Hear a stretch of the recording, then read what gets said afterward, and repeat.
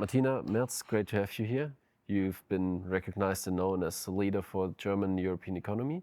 And now you are with us at the Flip Forward conference, which is our first big product conference connected to our launch of Flip Intelligence, which is very exciting. So thanks for having you here. So let me start by asking you, especially for big corporations and corporations which have like a strong and heavy frontline workforce, how should leaders tackle technology change and implementation of new tools without sacrificing the human aspect of it and the human piece of the change in the leadership? Thank you very much, Marian, for having me here. It's really a very interesting day. It's been a very interesting day. So yes, first, I think it is a significant disruption. It is not, I think the word transformation is a bit too weak. Small. What is too small, it does not describe the challenge. It is a kind of disruption. And in a disruption, you have always in your team, you have those embrace change group, the group which embraces change, and you have the group which is a bit more skeptic. And I think that is when you talk about the ones organizing these teams, so what we call leaders, these leaders now have to build a bridge between both. And this bridge, to me, has to be a bridge built on facts and opportunities. So we are creating a world of opportunities with these new technologies. So the first challenge is to the leaders, stay ahead. Means try to understand, try to learn what is ahead. Means what are the opportunities and what are the challenges with the new technologies. And I think at this point in time, I would say most of the companies I know, they invest significantly to make sure that the competence, the base competence of their leadership team is on a level which allows them to, on one hand, accelerate the adoption of tech, on the other hand, to help the employees to go through this transformation.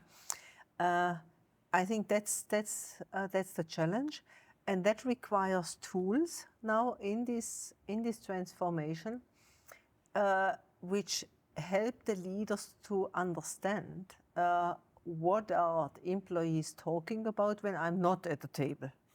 Yeah. Means you need to understand what are concerns, what are proposals, so you need to get really facts. Yeah. Because it's always with the new, it is lots of emotions. Yeah. And I would say to get a view, a fact-based view on these sentiments, emotions, and then to conclude what are the 1, 2, 3 facts, the 1, 2, 3 steps you have to take in order to lead the company through the transformation and to the next level. Because it's not only the transformation, it's also the next level. That requires competence and an understanding on where is my organization. And that means that you have to make sure that you are in a dialogue, and that dialogue requires also the toolbox. Yeah. And I'm not in the sales team of Flip, but I believe it is a time to get technical support for leaders to help them to understand where is my workforce, mentally, competence-wise, what do they talk behind the walls about, and so on. So I think it is stress currently, full stress for the leaders in every company. Lots of things going on. Yeah. I think that ties very well into this. You gave a keynote earlier, which was very inspiring, and you mentioned the statistics that most managers believe the C-level management, but most individual contributors, the frontline, they believe their peers and the chat on the floor, not their managers. Yeah.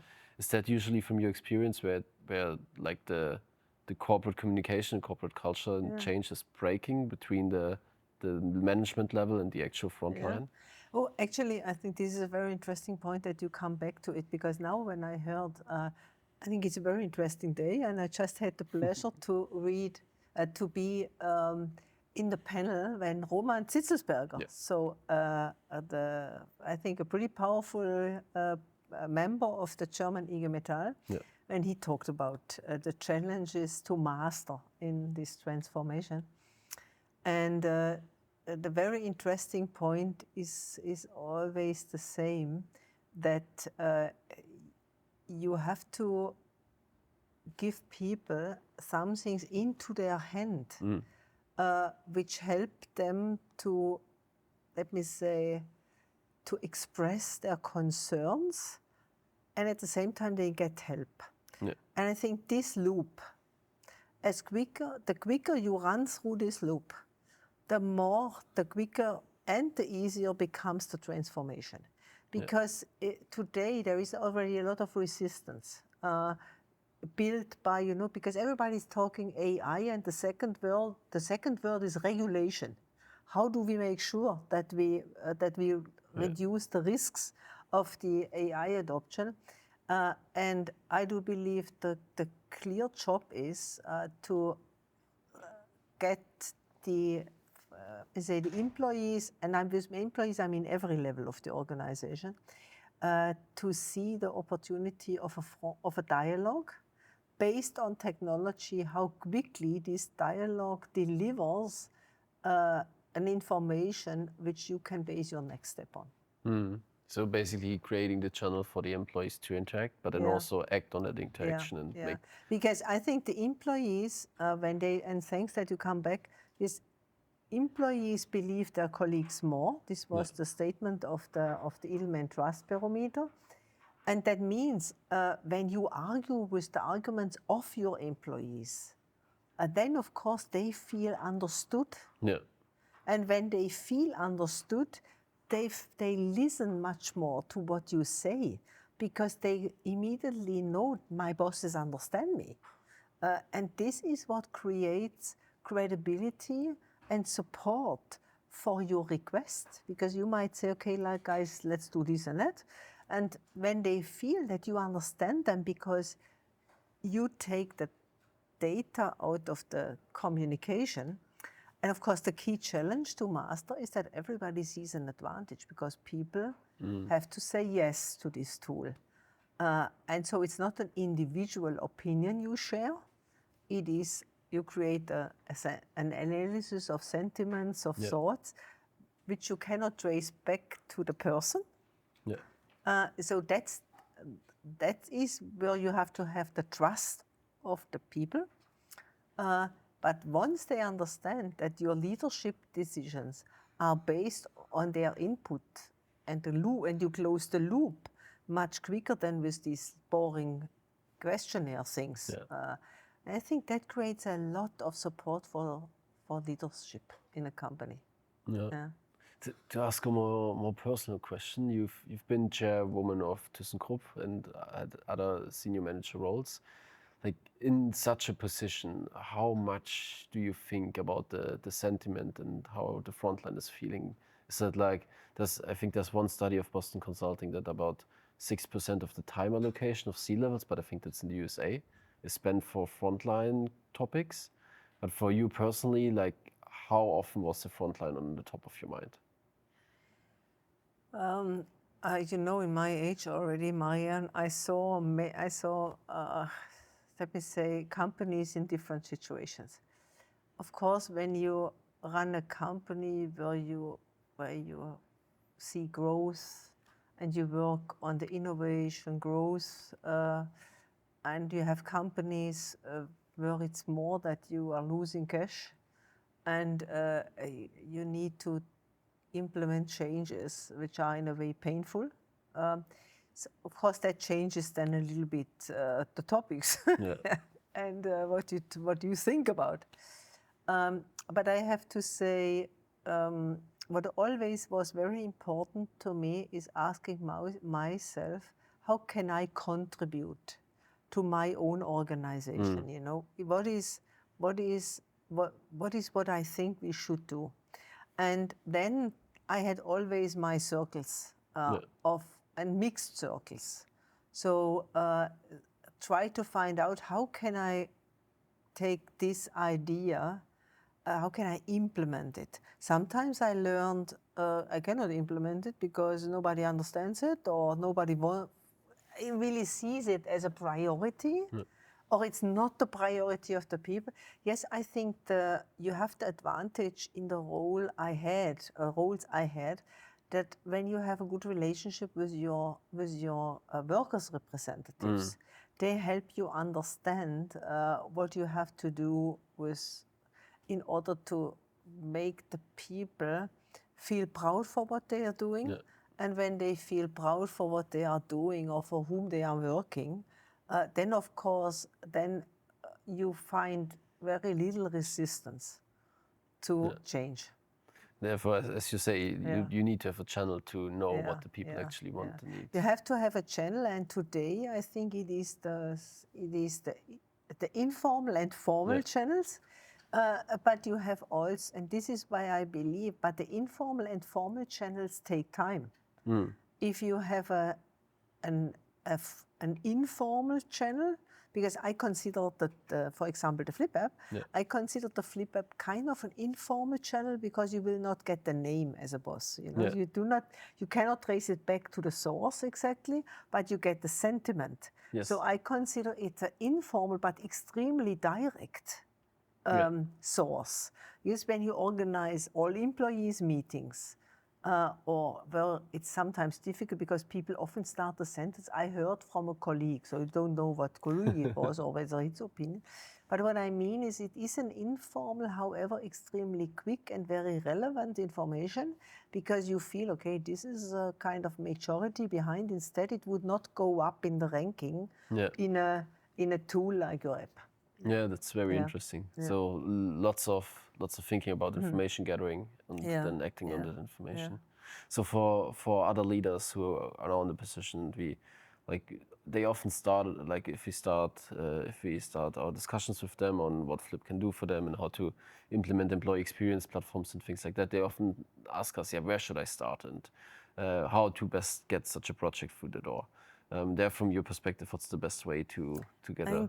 You know, it depends a bit. In my role, if we would say as a leader or maybe say a CEO, or what we would always say, look, to me, what is very important is competitiveness. You know, because the competitiveness of the company describes your room to maneuver.